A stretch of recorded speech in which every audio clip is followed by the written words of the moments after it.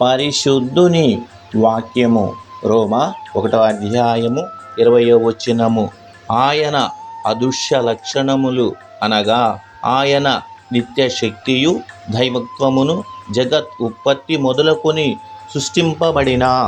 ఆలకిస్తున్నారా? మనము నిద్ర లేచినప్పటి నుంచి మన గూర్చే ఆలోచించుకుంటాం కాబట్టి మిగతా ప్రపంచాన్ని గూర్చి పట్టించుకోము. మనకు మన కుటుంబము, మన పిల్లలు, మన బాధలు, మన స్నేహితులు, ఇదే మన ప్రపంచం. మన ప్రపంచానికి మనమే రాజులము, రాణులము. మన ప్రపంచంలో దేవునికి ఒక చిన్న గుడి కట్టించి దేవుని గుడి వరకే పరిమితం చేస్తాం.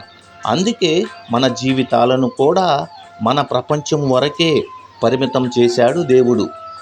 భూమి, అంతరిక్షము, సముద్రము, జంతువులు ఉన్నాయి కదా. వాటిని గూర్చి ఆలోచించినప్పుడు దేవుడు అంటే మనకు ఒక అవగాహన వస్తుంది. కాబట్టి దేవుని గూర్చి ఆలోచిస్తాం, సంతోషముగా జీవిద్దాం. ఈ లోకానికి భిన్నముగా ఆలోచించడానికి ప్రయత్నం చేద్దాం. ఆలకిస్తున్నారా?